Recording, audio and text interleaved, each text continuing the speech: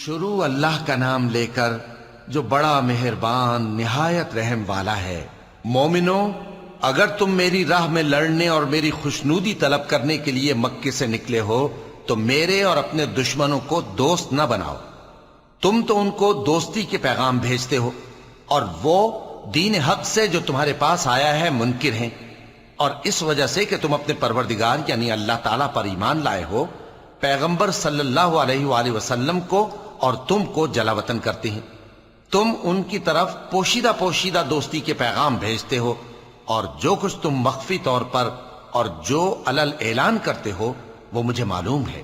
اور جو کوئی تم میں سے ایسا کرے گا وہ سیدھے رستے سے بھٹک گیا۔ اگر یہ کافر تم پر قدرت پالیں تو تمہارے دشمن ہو جائیں، اور ایذا کے لیے تم پر ہاتھ بھی چلائیں اور زبانیں بھی، اور یہ چاہتے ہیں کہ تم کسی طرح کافر ہو جاؤ۔ قیامت کے دن نہ تمہارے رشتے ناتے کام آئیں گے اور نہ اولاد۔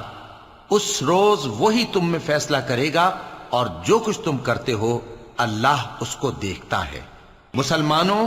تمہیں ابراہیم اور ان کے رفقا کی نیک سیرت کو اپنانا ضروری ہے۔ جب انہوں نے اپنی قوم کے لوگوں سے کہا کہ ہم تم سے اور ان بتوں سے جن کو تم اللہ کے سوا پوجتے ہو بے تعلق ہیں، ہم تمہارے معبودوں کے کبھی قائل نہیں ہو سکتے، اور جب تک تم ایک اللہ پر ایمان نہ لاؤ ہم میں تم میں ہمیشہ کھلم کھلا عداوت اور دشمنی رہے گی۔ ہاں، ابراہیم نے اپنے باپ سے یہ ضرور کہا تھا کہ میں آپ کے لیے مغفرت مانگوں گا، اور میں اللہ کے سامنے آپ کے بارے میں کسی چیز کا کچھ اختیار نہیں رکھتا۔ اے ہمارے پروردگار، تجھی پر ہمارا بھروسہ ہے اور تیری ہی طرف ہم رجوع کرتے ہیں، اور تیرے ہی حضور میں ہمیں لوٹ کر آنا ہے۔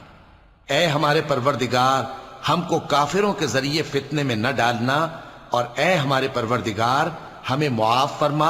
بے شک تو غالب ہے، حکمت والا ہے۔ تم مسلمانوں کو یعنی جو کوئی اللہ کے سامنے جانے اور روز آخرت کے آنے کی امید رکھتا ہو اسے ان لوگوں کی نیک سیرت اپنانی چاہیے، اور جو روگردانی کرے تو اللہ بھی بے نیاز ہے، لائق حمد و ثنا ہے۔ عجب نہیں کہ اللہ تم میں اور ان لوگوں میں جن سے تم دشمنی رکھتے ہو دوستی پیدا کر دے، اور اللہ قادر ہے اور اللہ بخشنے والا ہے، مہربان ہے۔ جن لوگوں نے تم سے دین کے بارے میں جنگ نہیں کی اور نہ تم کو تمہارے گھروں سے نکالا، ان کے ساتھ بھلائی اور انصاف کا سلوک کرنے سے اللہ تم کو منع نہیں کرتا۔ اللہ تو انصاف کرنے والوں کو دوست رکھتا ہے۔ اللہ انہی لوگوں کے ساتھ تم کو دوستی کرنے سے منع کرتا ہے جنہوں نے تم سے دین کے بارے میں لڑائی کی اور تم کو تمہارے گھروں سے نکالا اور تمہارے نکالنے میں اوروں کی مدد کی۔ تو جو لوگ ایسوں سے دوستی کریں گے وہی ظالم ہیں۔ مومنوں، جب تمہارے پاس مومن عورتیں وطن چھوڑ کر آئیں تو ان کی آزمائش کر لو، اور اللہ تو ان کے ایمان کو خوب جانتا ہے۔ سو اگر تم کو معلوم ہو کہ وہ مومن ہیں تو ان کو کفار کے پاس واپس نہ بھیجو کہ نہ یہ ان کو حلال ہیں اور نہ وہ ان کو حلال ہیں، اور جو کچھ انہوں نے ان پر خرچ کیا ہو وہ ان کو دے دو، اور تم پر کچھ گناہ نہیں کہ ان عورتوں کو مہر دے کر ان سے نکاح کر لو، اور کافر عورتوں کے ساتھ تعلقات نکاح باقی نہ رکھو، یعنی انہیں کفار کو واپس دے دو، اور جو کچھ تم نے ان پر خرچ کیا ہو تم ان سے طلب کر لو، اور جو کچھ انہوں نے اپنی عورتوں پر خرچ کیا ہو وہ تم سے طلب کر لیں۔ یہ اللہ کا حکم ہے جو تم میں فیصلہ کیے دیتا ہے، اور اللہ جاننے والا ہے، حکمت والا ہے۔ اور اگر تمہاری بیویوں میں سے کوئی تمہارے ہاتھ سے نکل کر کافروں کے پاس چلی جائے اور اس کا مہر وصول نہ ہوا ہو،